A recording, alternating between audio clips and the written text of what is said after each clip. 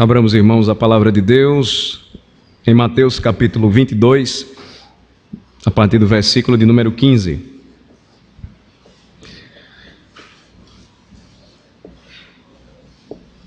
Mateus capítulo 22, a partir do versículo número 15.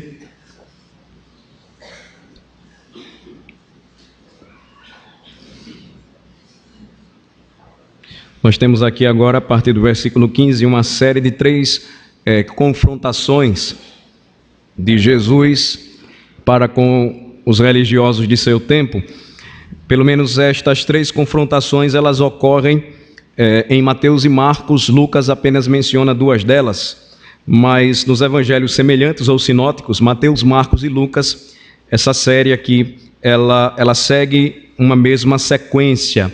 Cronologicamente, lembrando que nós estamos aqui na última semana do ministério de Jesus na terra, semana da paixão. Jesus está na terça-feira e justamente neste dia da semana, última semana dele antes da sua crucificação, Jesus então, ele vai confrontar os religiosos de seu tempo por 3 vezes e na terceira delas então eles se calam. E é interessante perceber o poder de persuasão de Jesus. É o mesmo poder celestial, divino, de persuasão que é o único capaz de transformar o coração do homem. Não há nenhum homem com o poder que Jesus ele tem, sendo Deus e homem. O seu poder de persuasão, de convencimento, tanto é usado ainda hoje para salvar, como também para calar aqueles que o contradizem. E a Escritura, por si só, quando aberta e pregada, ela apresenta a poderosa persuasão de Cristo. Tanto que Charles Spurgeon falou certa vez que a Escritura é como um leão preso numa jaula. O pregador só precisa abrir a jaula e deixa que o leão toma conta do resto. Então, Mateus 22... versículo 15 em diante, nós vamos ver a primeira confrontação, o primeiro confrontamento do versículo 15 ao versículo 20, do versículo 15 ao versículo 22, a questão envolvendo o tributo a César. Peço a atenção dos irmãos para a leitura da palavra. Então, retirando-se os fariseus, consultaram entre si como o surpreenderiam em alguma palavra. E enviaram-lhe discípulos, juntamente com os herodianos, para dizer-lhe: Mestre, sabemos que és verdadeiro e que ensinas o caminho de Deus de acordo com a verdade, sem te importares com quem quer que seja, porque não olhas a aparência dos homens. Dize-nos, pois, que te parece? É lícito pagar tributo a César ou não? Jesus, porém, conhecendo-lhes a malícia, respondeu: Por que me experimentais, hipócritas?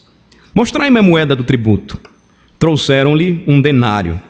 E ele lhes perguntou: de quem é esta efígie e inscrição? Responderam: de César. Então lhes disse: dai, pois, a César o que é de César, e a Deus o que é de Deus. Ouvindo isto, se admiraram e, deixando, foram-se. Vamos orar mais uma vez ao Senhor.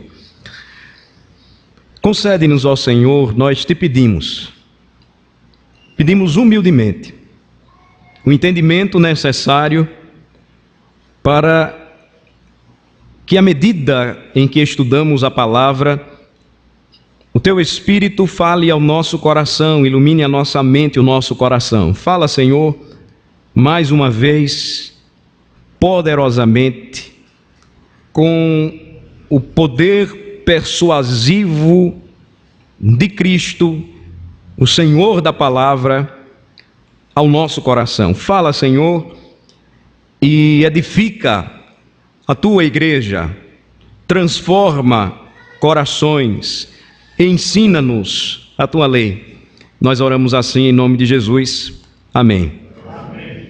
Então, primeira confrontação aqui já nos mostra que um oponente forte, ele é capaz de unir os maiores inimigos.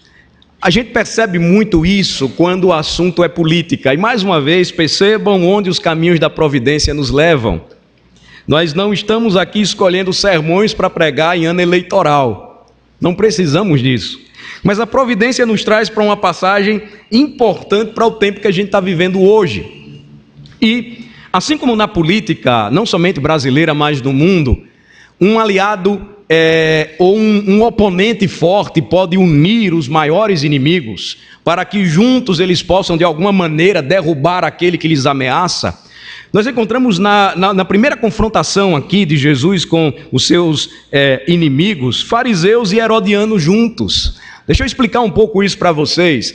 Era como se tentássemos juntar a água e azeite aí. Não dá certo. Os herodianos, eles eram partidários de Herodes, o rei da Palestina, que beijava os pés de César, o imperador romano. Então, os fariseus, eles eram totalmente contrários a isso. Eles não se misturavam com os herodianos, porque além de agirem desse modo, os herodianos, eles não tinham preocupação com a religião. A religião para eles era apenas um instrumento político.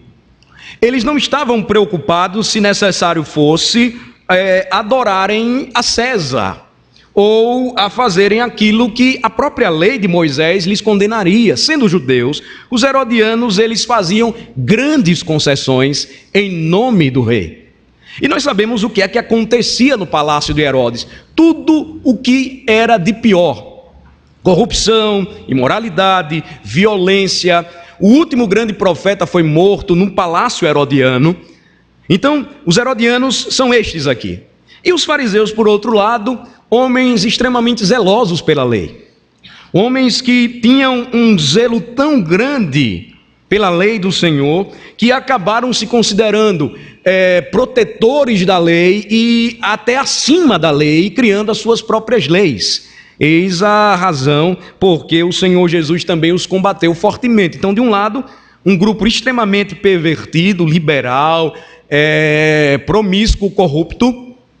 Do outro lado, aqueles que eram extremamente legalistas, eles não se contentavam apenas com a lei do Senhor, mas eles acrescentavam mais algumas outras leis que eles mesmos elaboraram e criaram, e que lhes cegaram os olhos, porque eles não estavam conseguindo ver aquele que estava diante deles, que eles aguardavam tanto. Dentre estes existiam também aqueles mais radicais, os chamados zelotes. E os zelotes, eles se frustraram com a apresentação deste Messias.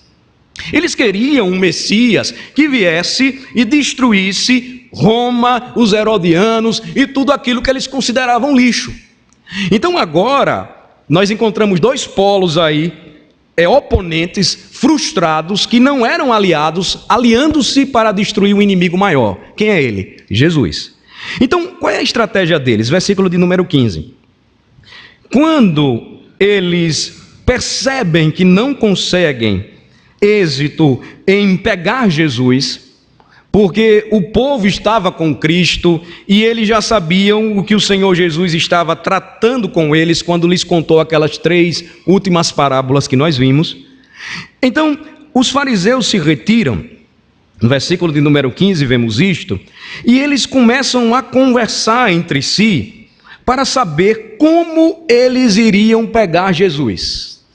O que eles queriam fazer. E esta palavra, ela só acontece, ela só ocorre uma vez no Novo Testamento, que é a palavra surpreender aqui, que na língua grega é enredar. Só acontece uma única vez no Novo Testamento, versículo 15 de Mateus 22. Então, eles queriam montar um laço para pegar Jesus, enredá-lo, envolvê-lo e então poder acusá-lo. Vejam só a astúcia e a malícia deles. Como é que eles tentam fazer isso? Versículo 16, eles enviam jovens discípulos até Jesus. Eles tomam discípulos deles, juntamente com discípulos dos herodianos, porque eles sabiam que se fossem, eles não iam conseguir de cara o que eles estavam pretendendo, e eles separam estes jovens discípulos para que, dirigindo-se a Jesus, eles começassem falando com ele, de uma maneira que, se Jesus aceitasse aquela bajulação, ele já cederia de cara. E toda a sua integridade, toda a sua postura, toda a sua honestidade, toda a sua força cairia por terra. Então, veja só, os discípulos são enviados. juntamente com o partido dos herodianos, discípulos dos herodianos, para dizer o que para Jesus? Versículo 16: Mestre, sabemos que és verdadeiro e que ensinas o caminho de Deus, de acordo com a verdade, sem te importares com quem quer que seja, porque não olhas a aparência dos homens. Eles tentam encher a bola de Cristo. Eles começam falando, e eles não estão falando nada errado ou contrário à personalidade, à característica do Senhor Jesus Cristo. Eles o consideram rabi, um mestre judeu, e eles começam a dizer: sabemos que tu és verdadeiro, então com o Senhor não tem meias palavras, o Senhor fala a verdade. Nós sabemos que o Senhor ensina o caminho certo, o caminho de Deus, de acordo com a verdade, ou seja, segundo as Escrituras. O Senhor faz isso sem se importar com fariseu, herodiano, saduceu, romano. O Senhor não se importa com isso, porque o Senhor não olha a aparência dos homens. Vejam a maneira como eles tentam surpreender a Jesus, ou enredar Jesus, enlaçar Jesus para poder derrubá-lo.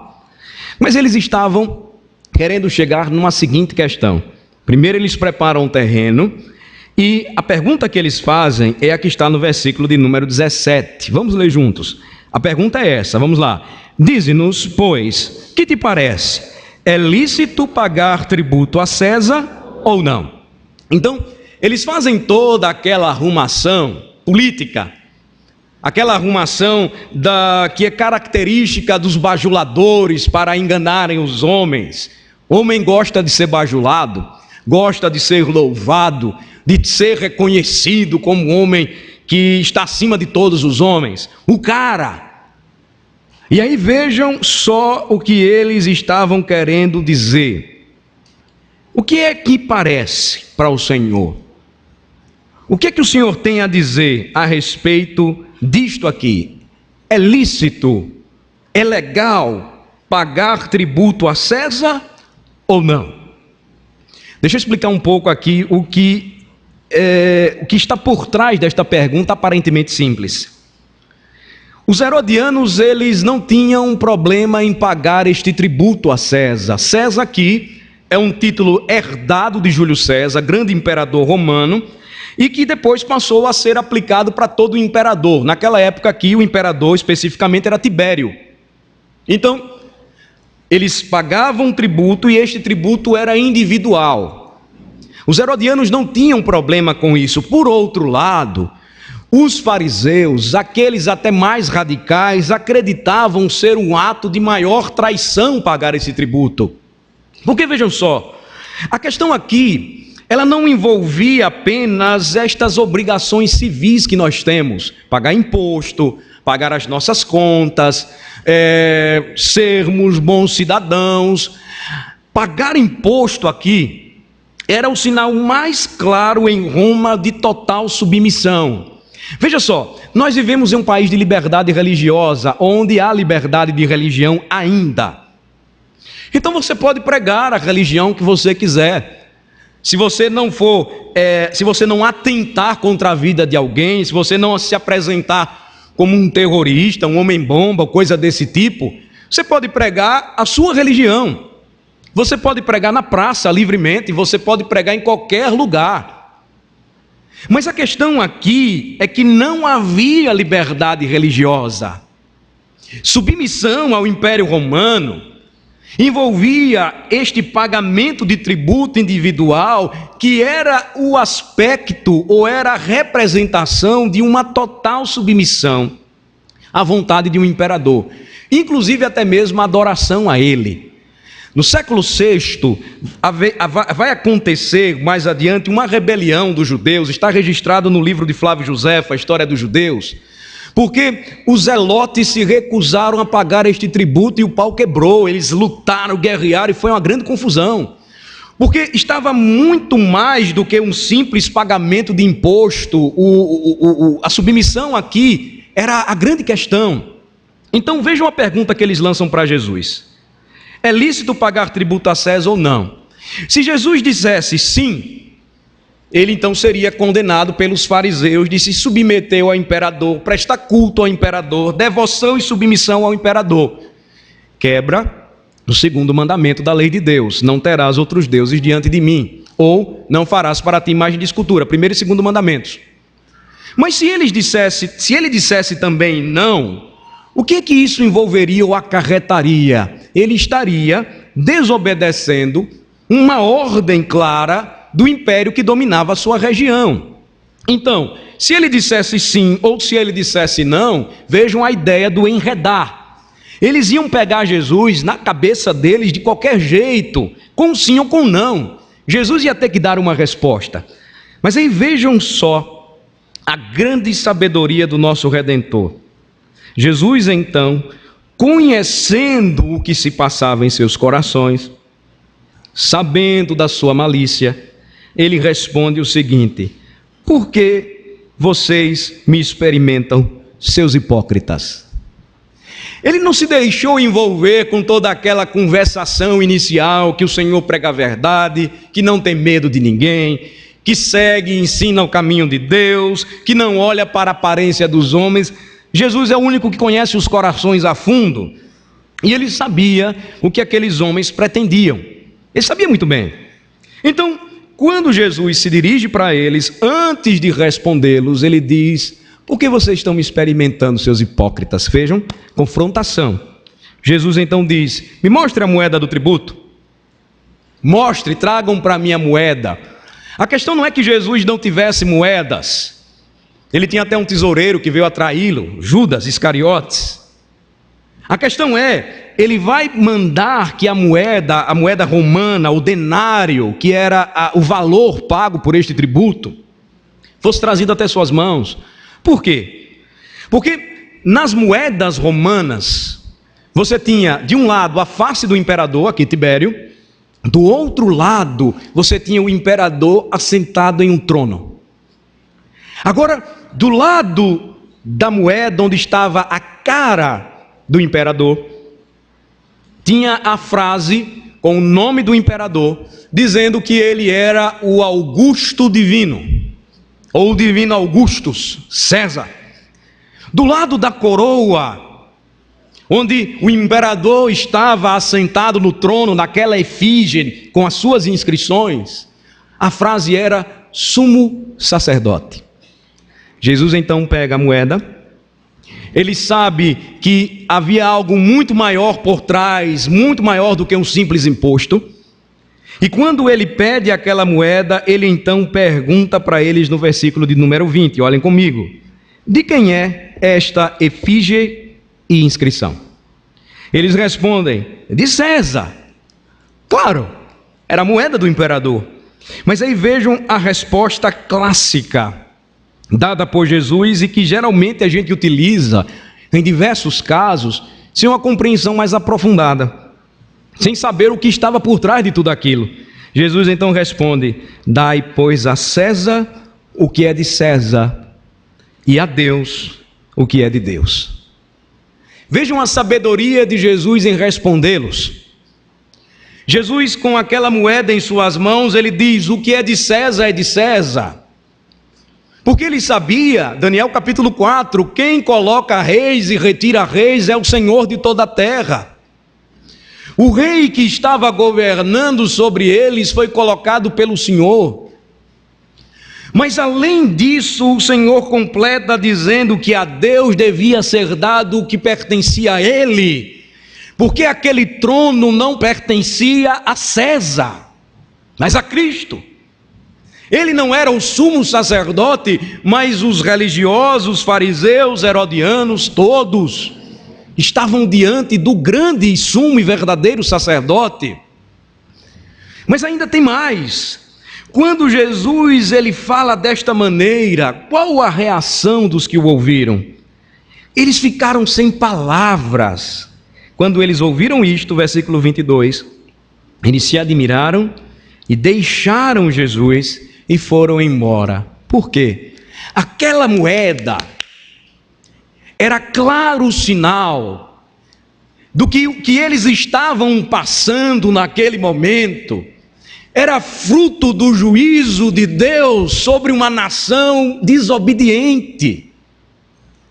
A revolta deles, a recusa deles em se curvar a um homem, era o chicote de Deus em suas costas por conta da sua maldade e resistência em receberem o próprio Messias prometido, o Cristo que estava com eles.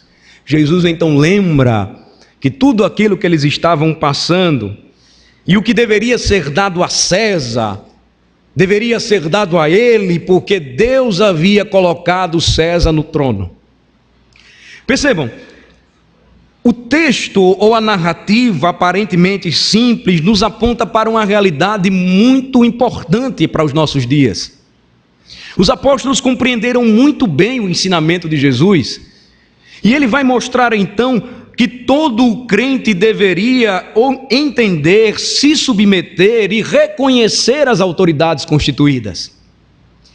Jesus não havia pisado este chão para pregar rebeldia ou revolta contra as autoridades do seu tempo, mas ele veio anunciar o evangelho para que do rei ao homem mais simples todos dessem a Deus o que é de Deus. Essa era a grande questão. E aí, por exemplo, quando nós vamos para textos paralelos, notem que a ideia é a mesma. Eu vou citar apenas Paulo para vocês conferirem comigo. Vamos para Romanos capítulo 13. Carta de Paulo aos Romanos, capítulo 13, a partir do versículo de número 1. Vejam só que interessante.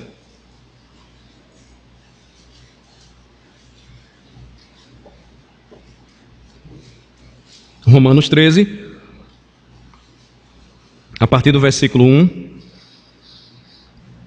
em diante, nós vamos ler e perceber o que diz a palavra do Senhor.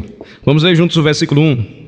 Todo homem esteja sujeito às autoridades superiores, porque não há autoridade que não proceda de Deus, e as autoridades que existem foram por ele instituídas. Vejam, o ensino de Paulo, ele é claro a respeito disso, a respeito do que Cristo falou para aqueles que o confrontaram ou tentaram pegá-lo.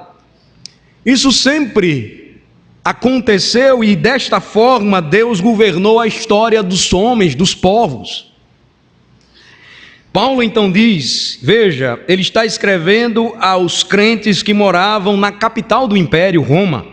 Todo homem esteja sujeito às autoridades superiores. Isso começa em casa.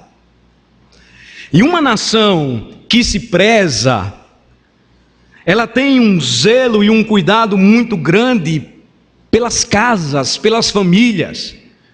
Porque se há uma desestruturação familiar, e se as autoridades constituídas nos lares, os pais, no casamento, os maridos, se estas verdades elas se quebram, se este fundamento, se este alicerce ele se desfaz, começa então um processo de desestruturação de toda uma nação. Vejam, todo homem esteja sujeito às autoridades superiores, a começar da casa. Nós vamos começar a enxergar que professores, que magistrados, que poderes executivo, legislativo, judiciário, uma democracia, todos eles são autoridades superiores constituídas por nosso Deus. Veja, não há autoridade, diz o versículo 1 que vocês leram comigo, que não proceda de Deus. Jesus está prestes a ser dado como uma ovelha inocente, pura, calado a um matadouro de um império que era pagão, que era contrário ao Senhor. Mas ele sabia que Deus mesmo havia colocado Roma para juízo de seu próprio povo, e ele não poderia contrariar aquilo mesmo que ele estabeleceu. Portanto, ele disse: deem a César o que é de César. Isso envolve, obviamente, a vida cristã hoje. Nós cristãos deveríamos ser conhecidos como os primeiros que respeitam as autoridades constituídas.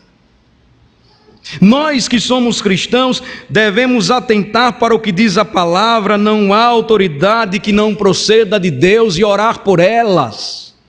Nós cristãos deveríamos orar muito mais agora que um pleito eleitoral se aproxima de proporção nacional. Nós cristãos deveríamos ser os primeiros a obedecer às leis estabelecidas em nosso país, se estas leis não contrariam a palavra de Deus, porque se contrariam, então nós temos que mover os meios legais e pregar contra isso. Mas o que é que nós fazemos? Nos calamos, e aí, como grande massa evangélica em nosso país, para nossa vergonha, nós somos os que mais pirateamos DVDs e CDs. Nós somos os que temos o maior número de rádios piratas no Brasil em nome da pregação do Evangelho. Nós estamos envolvidos, e quando eu digo nós, eu estou me colocando como um evangélico nessa nação, porque quando olham para mim, não querem saber quem eu sou, é que eu sou pastor e eu estou nesse mesmo bolo aí. Infelizmente, nós estamos envolvidos nos escândalos do dinheiro da cueca, no dinheiro dentro da Bíblia e de toda essa confusão. Contrariamos os valores estabelecidos pelo próprio Senhor Jesus Cristo. Paulo está escrevendo e ele está falando aquilo que aprendeu do Senhor, e as autoridades que existem foram por ele instituídas. Quer seja um Tiririca ou um Joaquim Barbosa, pode ser para juízo ou para bênção de uma nação. Versículo 2, vamos ler.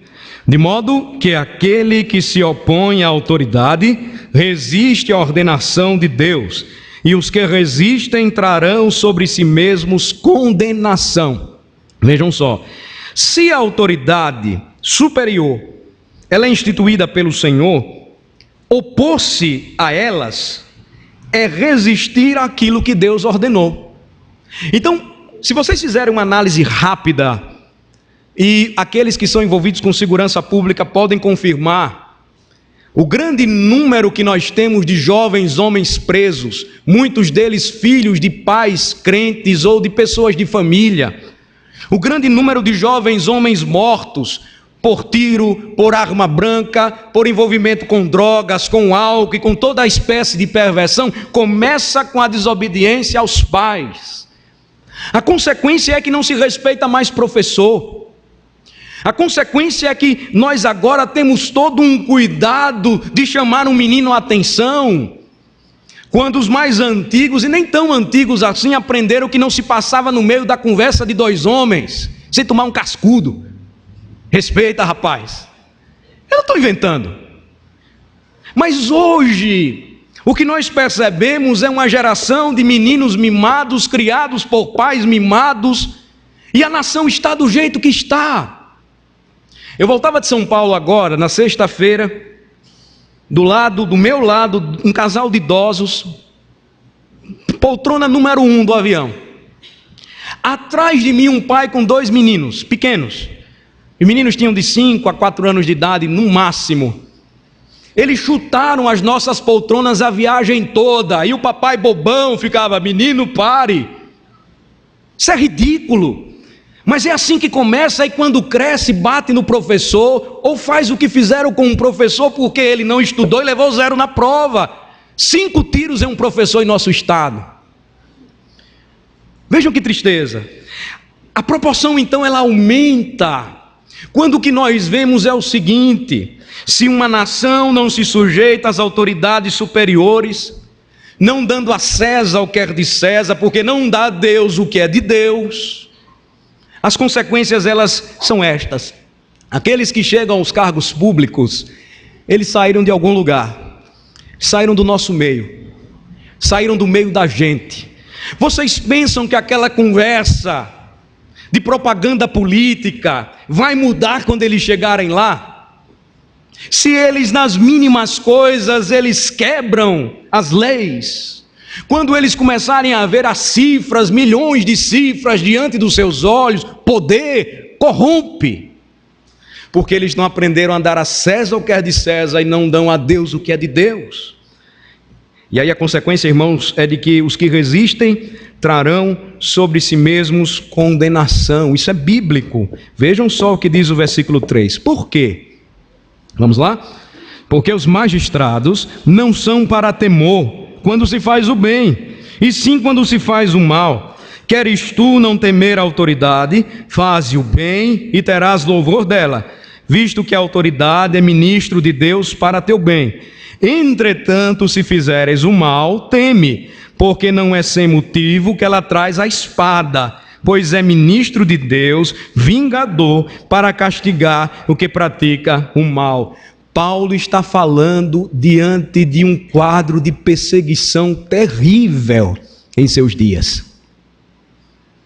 Veja só, ele tinha clara consciência de que os cristãos estavam sendo perseguidos injustamente, e as autoridades elas iam prestar contas diante de Deus.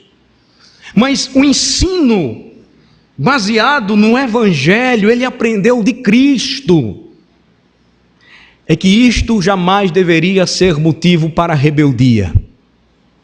Olhem só que interessante. Há um livro que ainda não foi traduzido para a nossa língua, mas que tem por título o seguinte: Quem controla as escolas governa o mundo. É o título do livro.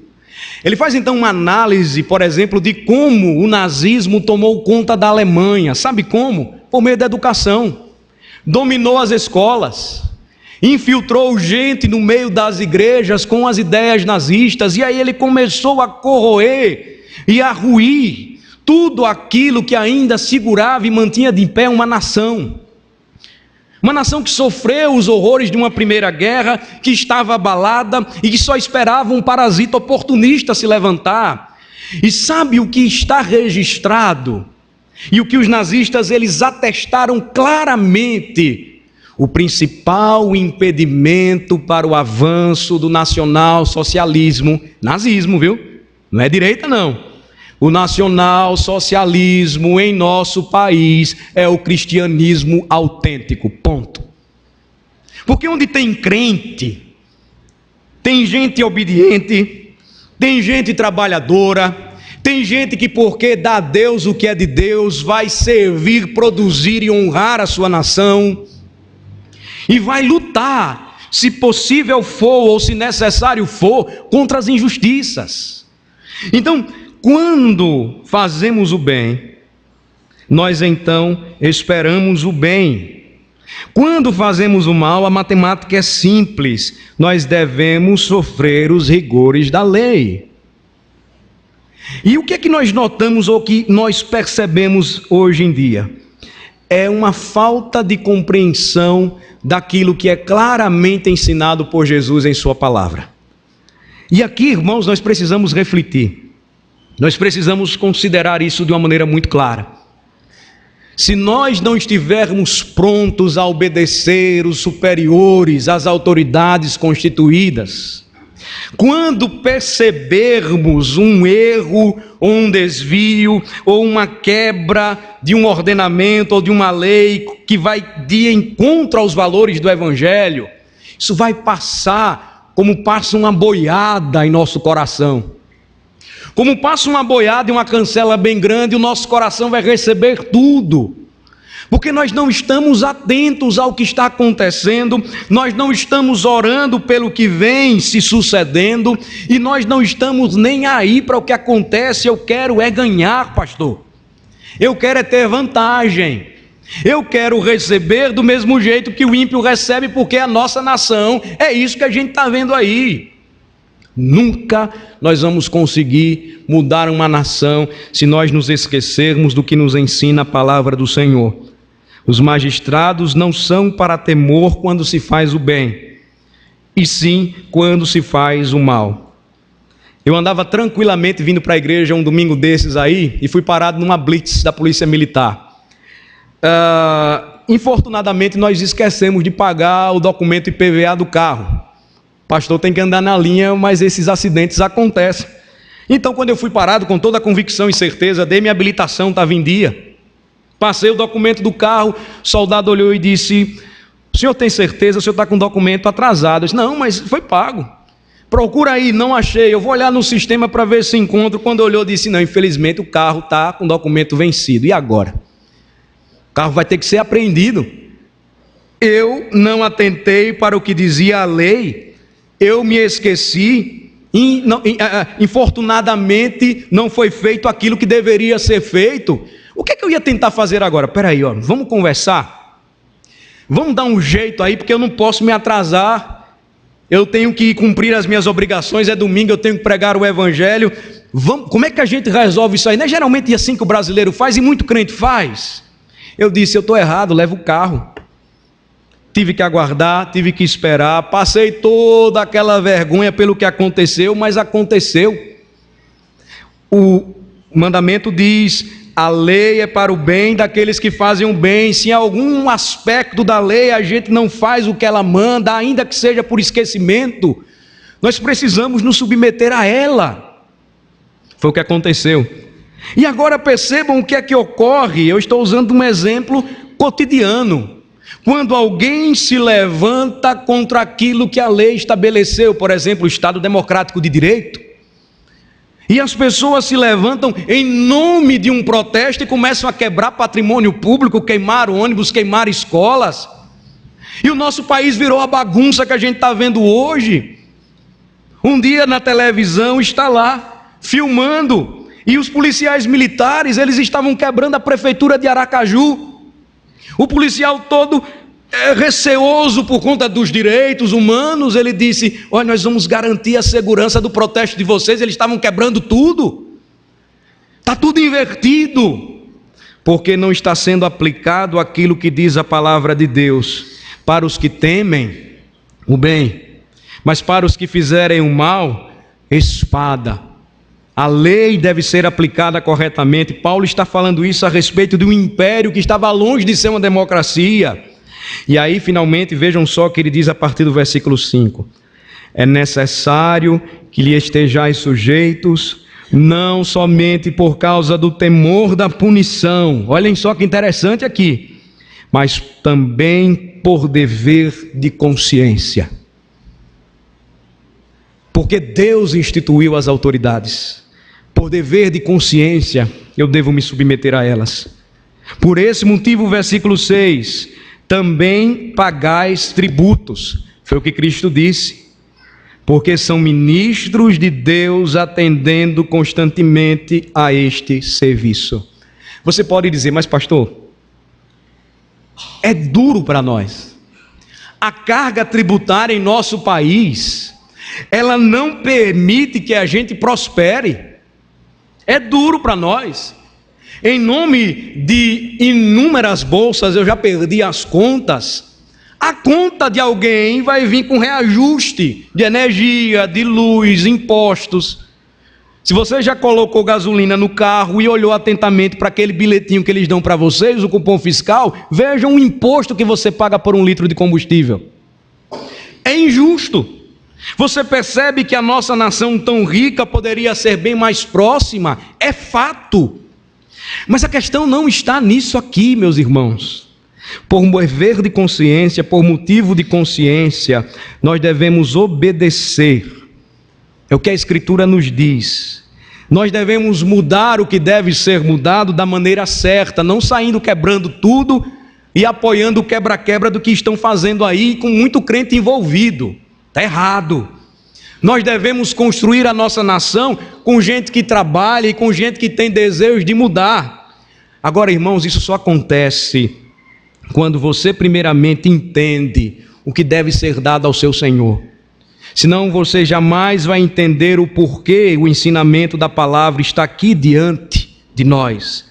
Por este motivo, por dever de consciência, nós devemos fazer aquilo que é certo e pagar, versículo 7, a todos o que lhes é devido. Vejam só: a quem tributo, tributo. A quem imposto, imposto. A quem respeito, respeito. A quem honra, honra. Aí você vai me perguntar: e pastor, e como é que a gente muda a situação da nossa nação? Votem conscientemente. Escolham corretamente seus candidatos. Não votem por conveniência.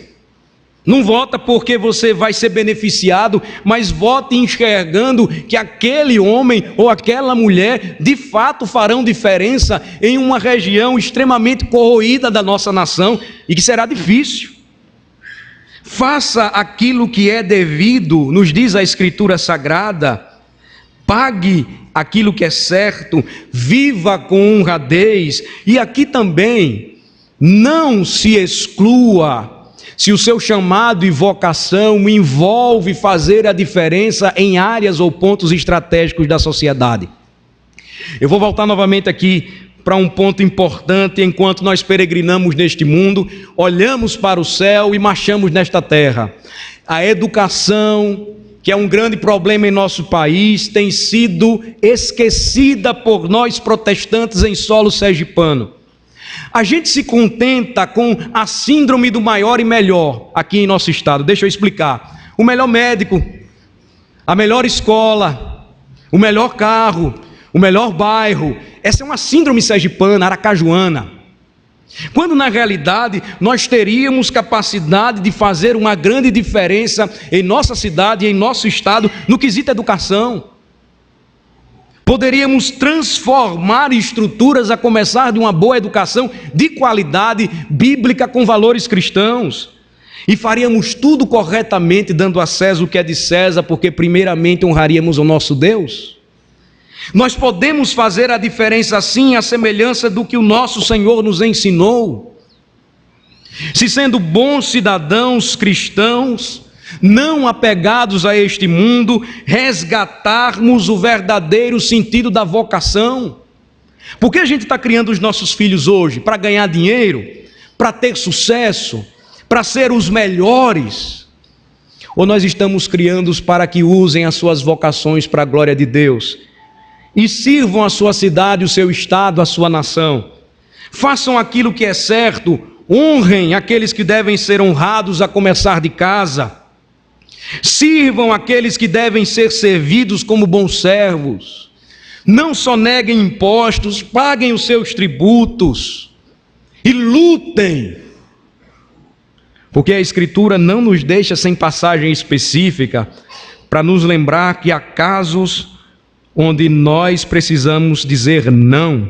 Atos capítulo 5, versículo 29. Vamos para lá? É interessante notarmos que o primeiro enfrentamento, nesta fase final, em que depois os religiosos dos dias de Jesus eles se calam, eles tentam testar Jesus em um quesito que envolveria o seu serviço ao Pai e a sua relação com o mundo.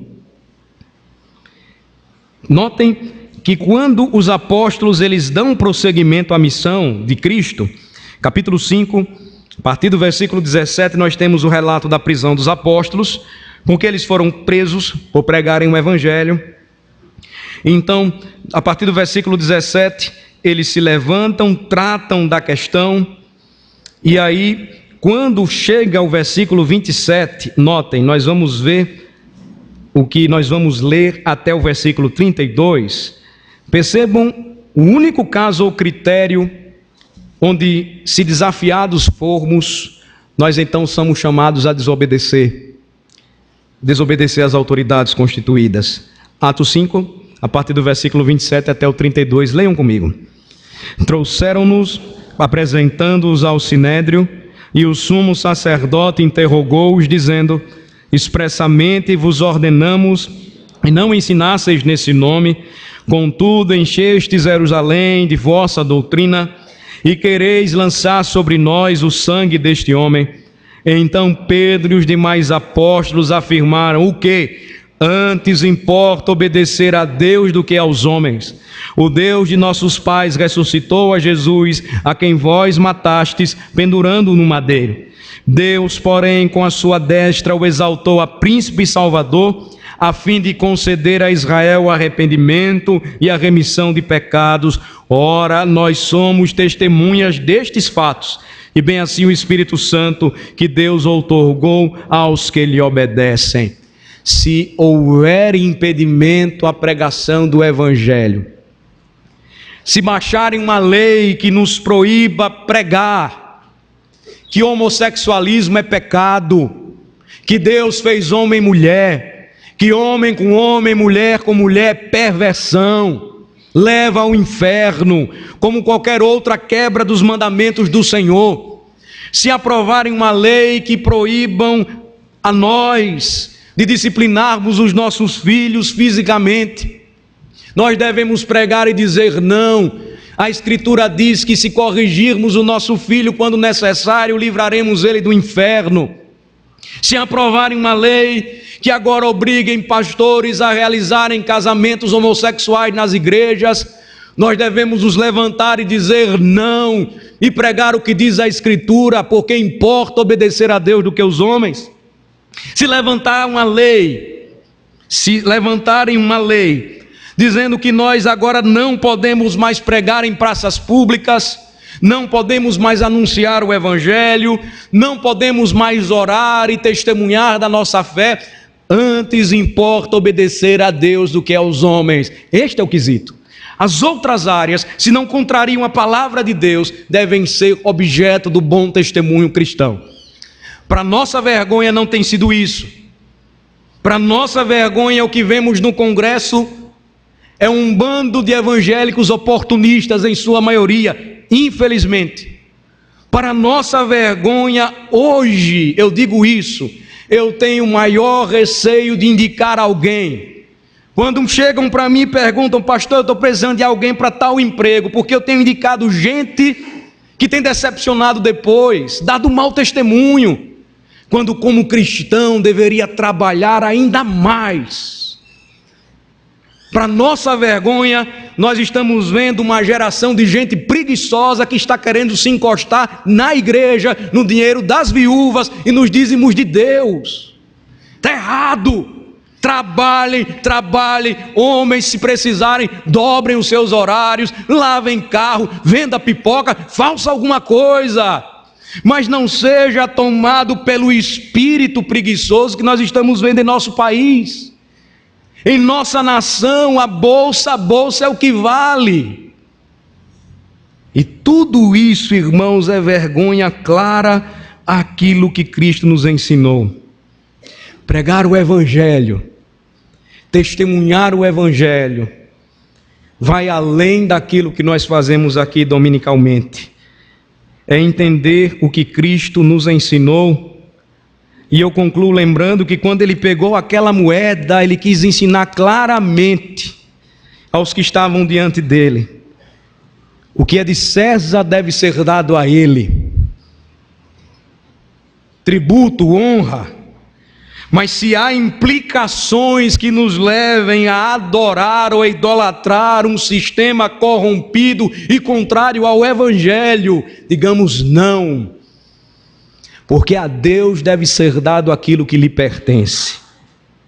Vejam só que desafio nós temos pela frente. Vejam só como nós passamos tanto tempo silentes, pouco articulados, sem envolvimento claro com aquilo que em outros países nós já estamos vendo os irmãos experimentando as consequências. Quantos de nós têm se envolvido com causas nobres e necessárias, quando nós mesmos estamos vendo a nossa nação ruir? E aí o salmista, olhando o que ele viu e percebeu em seus dias, ele disse: ora, destruídos os fundamentos, o que poderá fazer o homem?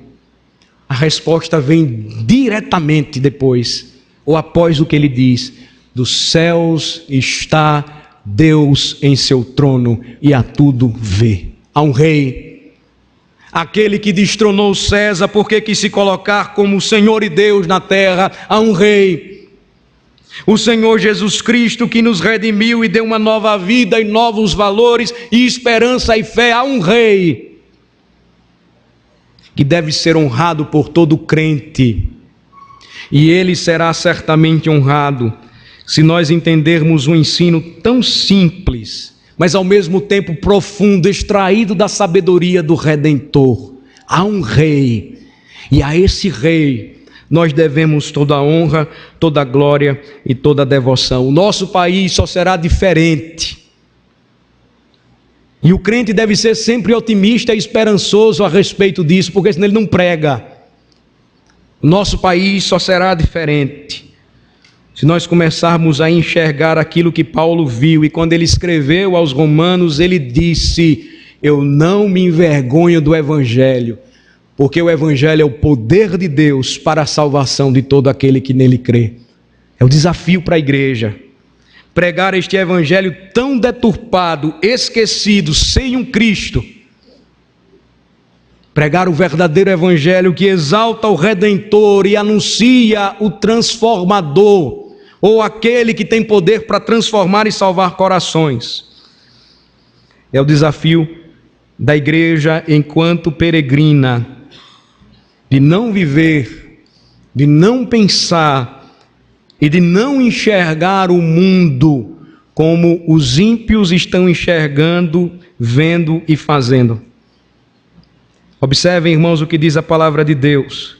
E ouvindo isto, admirem-se com a mesma palavra que Cristo falou em seus dias. Admirem-se e voltem-se para Ele, e rendam as suas vidas a Ele, e entendam que este é o seu projeto para a igreja hoje e para todo sempre. Vamos orar.